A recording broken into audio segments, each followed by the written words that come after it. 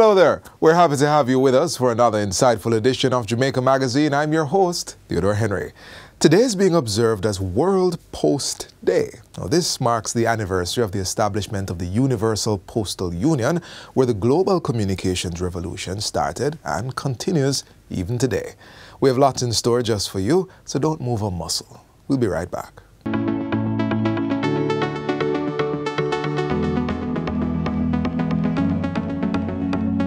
Calling all tertiary level students, the JIS presents its 2024 Heritage Photo Competition under the theme, Out of Many, One People. Capture the beauty of our culture and history through your lens for a chance to win amazing prizes. Entries close October 31, 2024, so get ready to showcase your creativity. Visit jis.gov.jm for the competition guidelines. Don't miss your chance to be part of the legacy. Let's preserve our heritage, one photo at a time.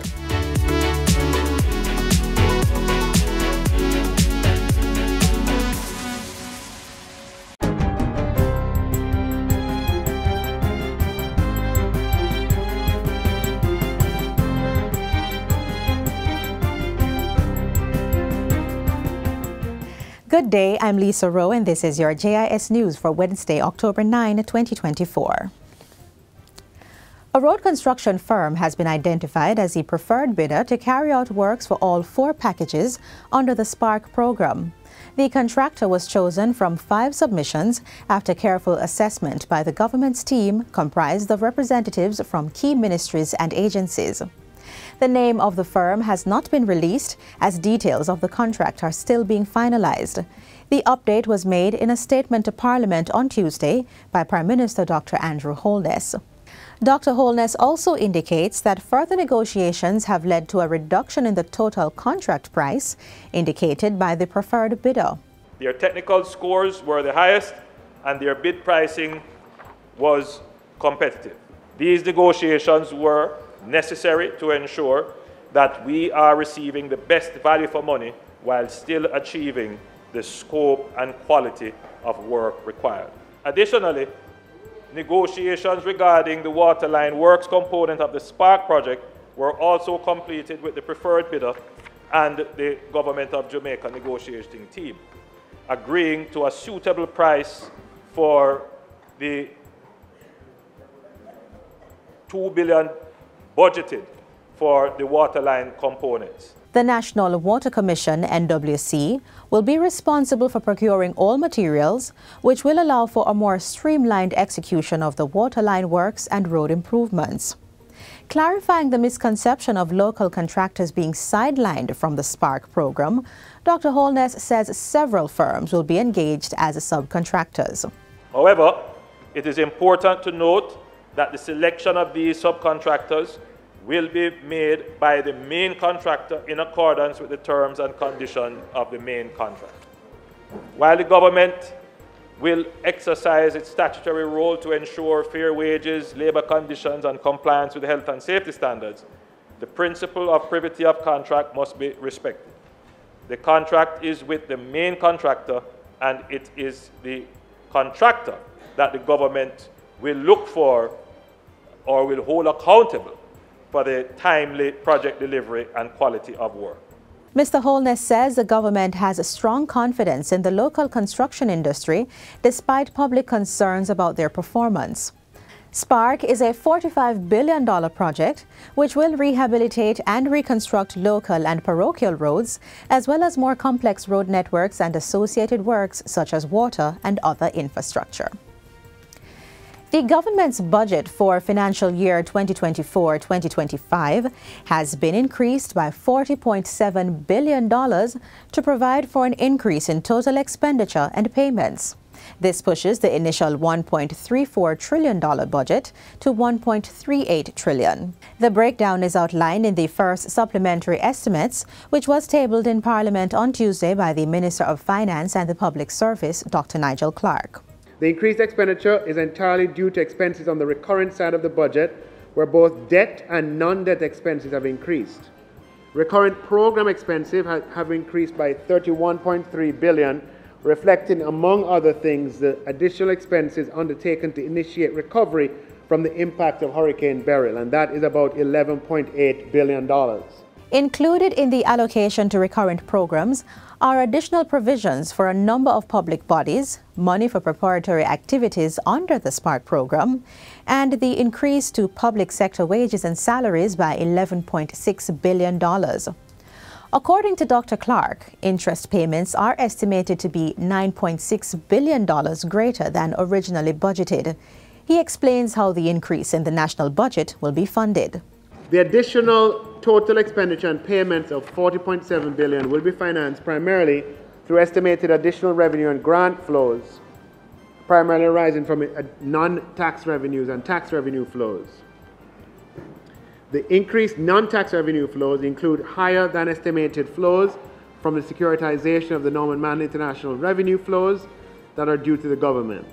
And utilization of available cash resources of $4.4 billion will provide the additional financing required.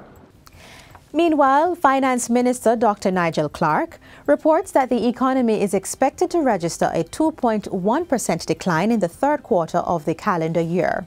This, he says, is as a result of the economic dislocation caused by Hurricane Beryl and the impact of the U.S. travel advisory issued earlier this year.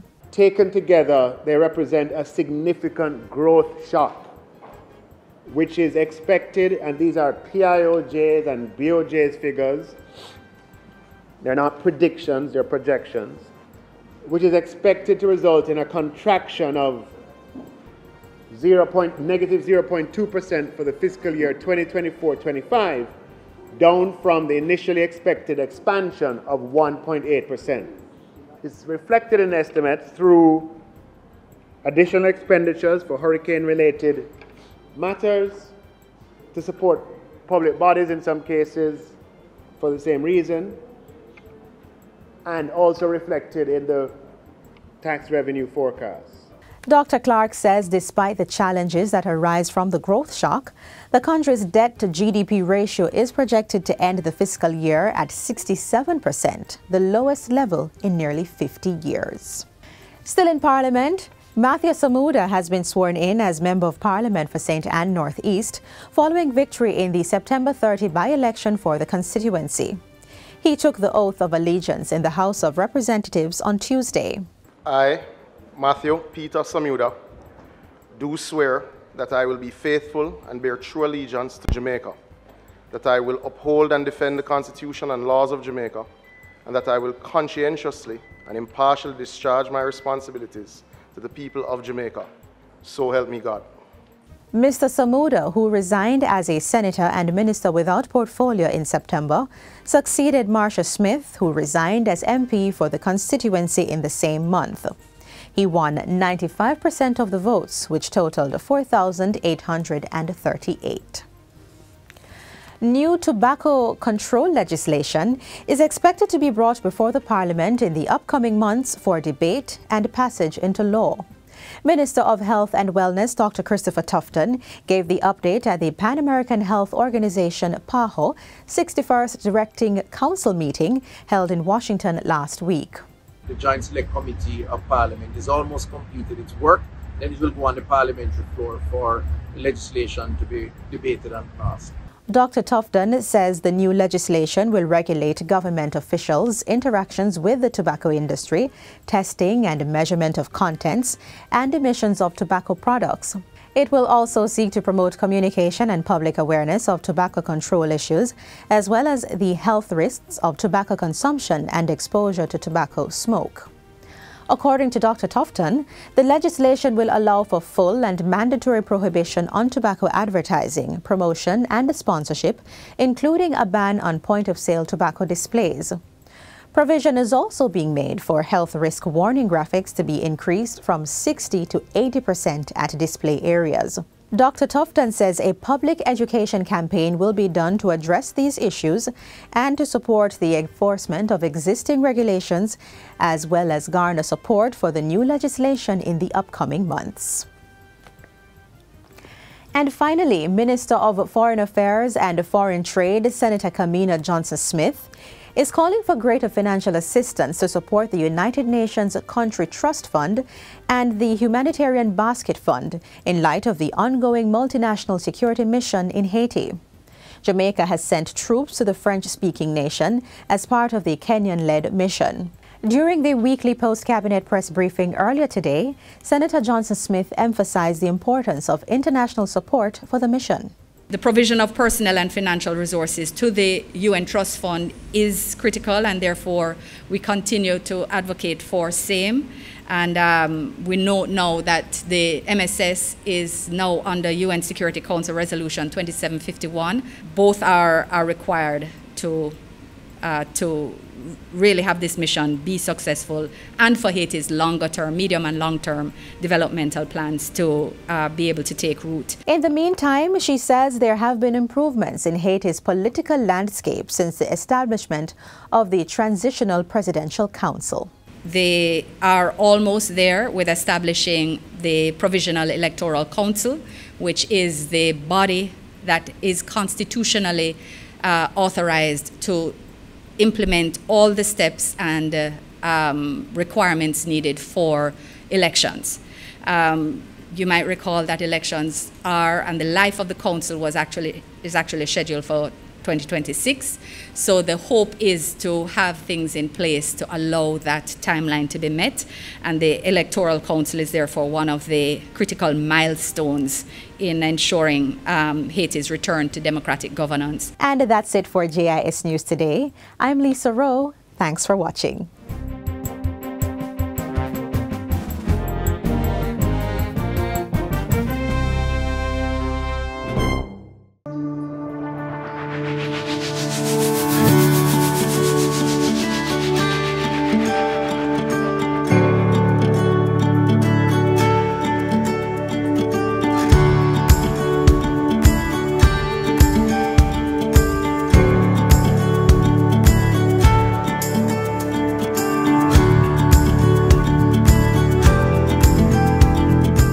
Remember, students, coming here on campus, even returning students, your security is your responsibility.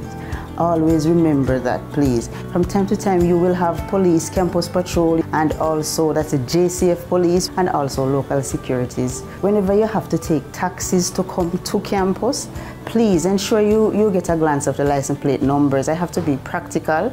At some points, you might not be able to get the license plate number because of the rush going into the vehicle, but please take note of your drivers. It is very important there.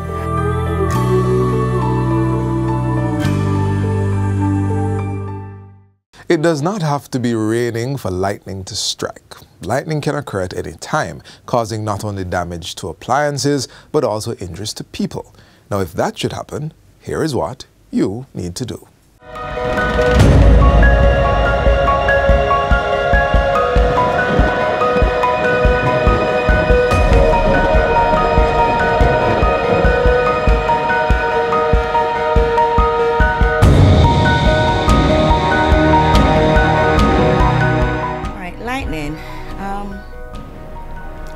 It is a very impressive geophysical phenomenon that produces the loudest light and the loudest sound.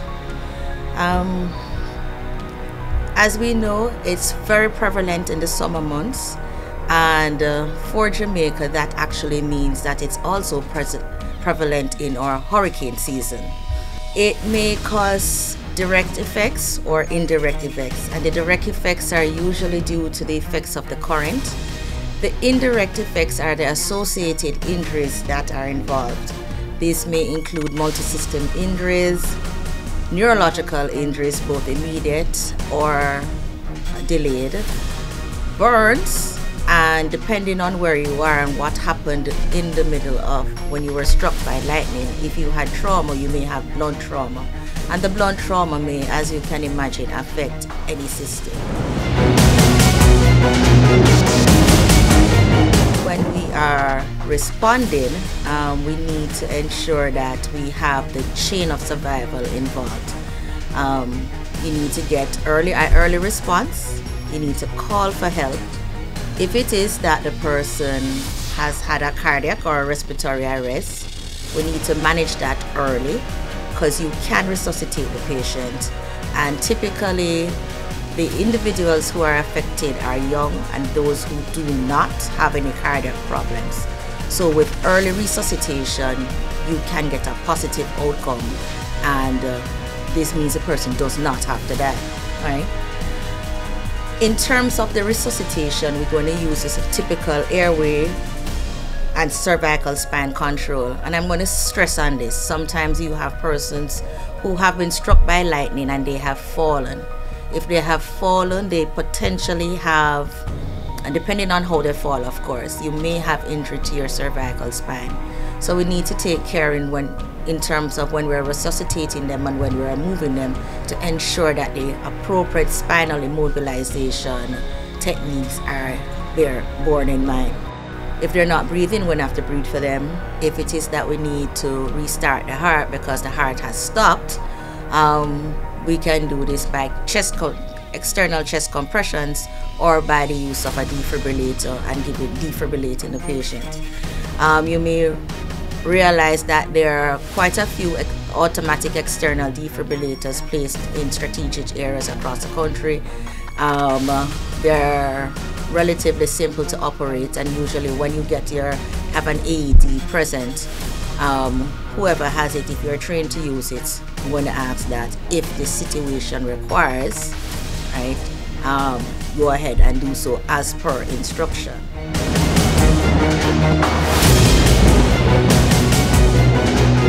You need to pay attention to the weather forecast. We all know that the Meteorological Office of Jamaica issue weather forecasts. We really need to pay attention to them. If you hear thunder, you are in striking distance of lightning. If there's a thunderstorm, the safest place to be is within a well-constructed building, right? Away from water. So this is not the time that you really should be running pipes, washing, having a bath. You need to be out of water. Water is a good conductor of electricity, and if you're indoors and touching water, you may have a problem. You need to stay away from electrical wires. You need to stay away from all electrical devices.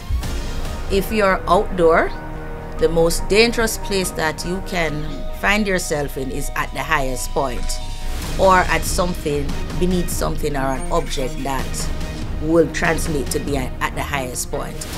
In other words, standing under a tree or a very tall tree is not the place for you to be in the middle of a lightning storm, right?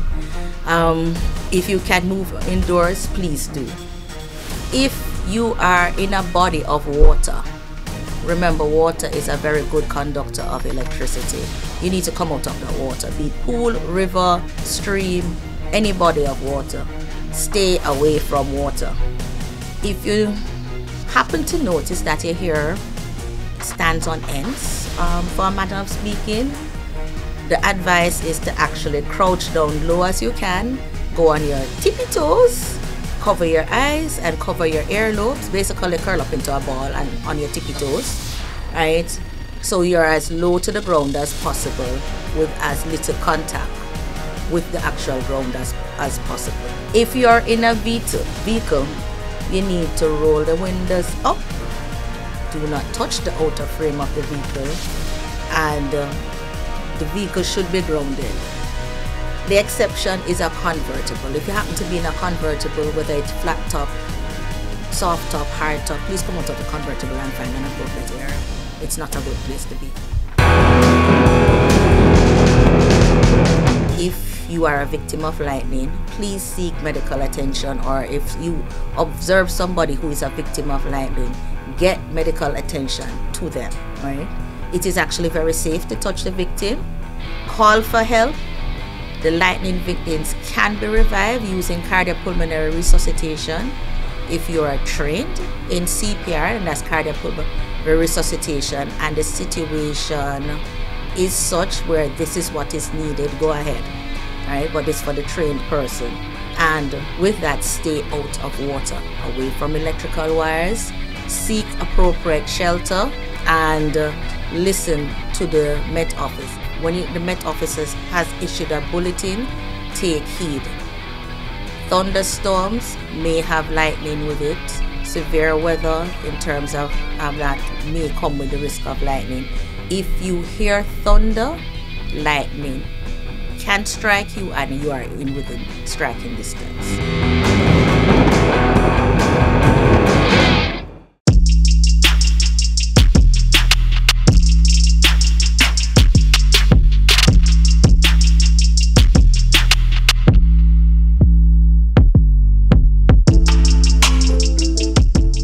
The travel file application was created by the Transport Authority for the protection of the commuting public. Please download the travel file application on the Google Play Store or the Apple iOS Store. Once you download the application, put in your phone number, register the application under your phone number, and then you'll be able to verify the license plate that you're going in. Once you verify the license plate and the information of the vehicle, you will then be able to share that trip of the vehicle that you're in. And if there is difficulty on the trip, you will then be able to push a panic button and share your location with others as well. Download the application, give us our feedback at customerservice@ta.org.jm. Don't forget, it's free to download, free to use.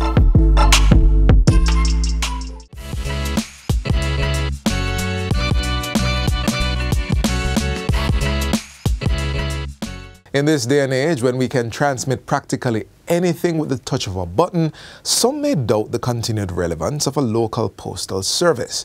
But rather than becoming obsolete, these traditional transmitters of parcels and information are evolving, changing the way they operate in order to meet the demands of the time.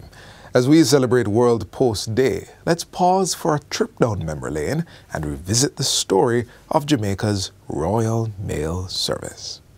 It's an outdated practice for many, and a much slower process when compared to the speed at which technology moves today. But its efforts in revolutionizing communication is certain, especially with key players at its helm helping to shape the industry. Sure, today you may prefer to hear news from your relative overseas through an email or catch up with your friends over a phone call. But in times past, these technologies seemed unattainable and postal services a need. It is believed by some researchers that the first credible claim for the development of a real postal system comes from ancient Persia, while others date the service back to Egypt. Whatever the case, through varied stages of development, the postal industry kept the lines of communication open across the world. In Jamaica, it began in the 1600s, making the island the first British colony to have an established post office, and the Royal Mail kept the industry booming.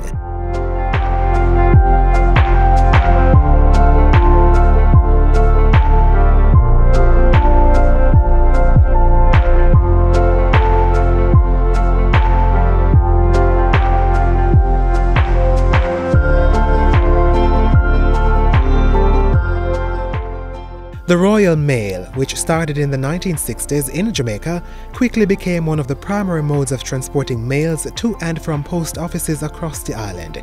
With its office located in Kingston, the Royal Mail collected letters or parcels from the Central Sorting Office and other post offices and agencies for distribution right across the country. Many Jamaicans can remember the Royal Mail vans moving letters around. Captained by Charles Moore, the reach of the company quickly grew as he sought to ensure his vans went to every nook and cranny of the island. He had all these little red buses that would go to pick up the mail. And in the mornings, we would go in early because there's a schedule for the drivers to take the little buses down to the Central Sorting Office. From that, they would collect the mail and then go deliver it where they were supposed to. And then they would come back in the evening with the empty vans. The mail industry at that point in time was significant. It made a significant contribution to business development because that's how you got your correspondence. That's how you'd get a letter. And the mail brought news.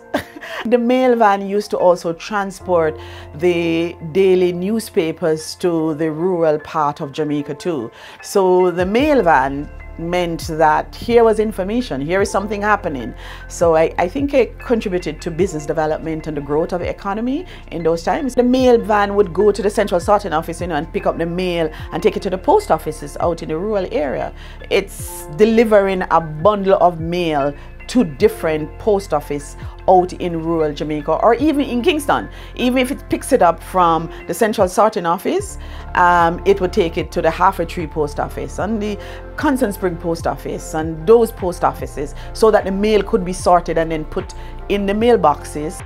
But someone had to ensure the wheels continued turning. I was delivering mail in 80s, carry mail, and then we carry staff to and from. We carry the mail around. Sometimes we carry the postman them or the post lady.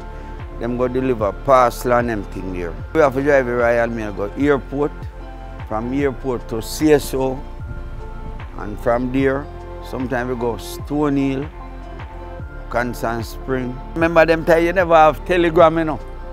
So we always carry a parcel come at your house. We carry a register slip come. And then we carry the parcel and you either pay or you go down on the post office suite or something. Some red mailbox. Them used to drop mail in there. And then we go there with the postman and clear them at evening time. After we clear the box, like 10 boxes at evening time, then we go CSO and with the postman and them finish. You know? Wilby's journey, as he said, was far and wide, even hitting some 58 kilometers outside of the capital. Now, when we lived in Manning before we moved to Kingston, we knew about Royal Mail because that was how we know to go to the post office. We would know when the Royal Mail van came and when to go to the post office to see if there were any letters for us. You know, in those days, people wrote a lot more letters than they are writing now. So I knew about Royal Mail from when I was a child, and then met Mr. Moore, who was involved in the transportation of the mail. Charles Moore, who charted the development of the Royal Mail and dominated as a contractor in the delivery of the Daily Gleaner, distinguished himself in the field of transportation. He was driven by a commitment to create access and opportunity for every Jamaican, which proved to be the rationale behind his choice of vehicle. You depended on the mail because you didn't have Wi-Fi. You either got a letter or you get a telegram. And he was instrumental in ensuring that people got their letters. And so the Royal Mail was all over the country. Anybody who grew up in the period in the 60s and 70s and early 80s would remember the red vans with Royal Mail. Growing up in country, in rural Jamaica, we knew the schedule of the mail van and we knew when the mail van was going to come, and therefore when we needed to run out to Monig to see if there was any mail. And you could, you know, the Jamaican expression, you could put your pot on fire and know that the mail van was coming. And while those red vans are no longer in operation, they have played a key role in connecting people to each other and expanding Jamaica's mailing industry.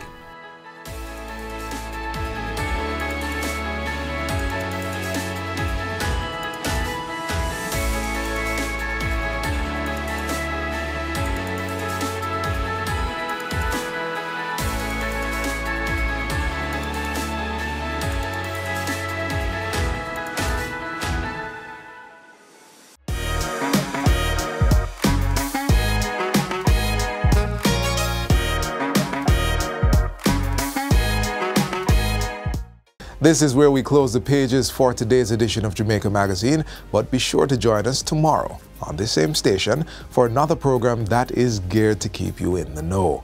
Until then, visit our website, jis.gov.jm, for this and all other happenings. On behalf of the entire production team, I'm Theodore Henry, leaving you with this quote: "You are stronger when you listen and smarter when you share."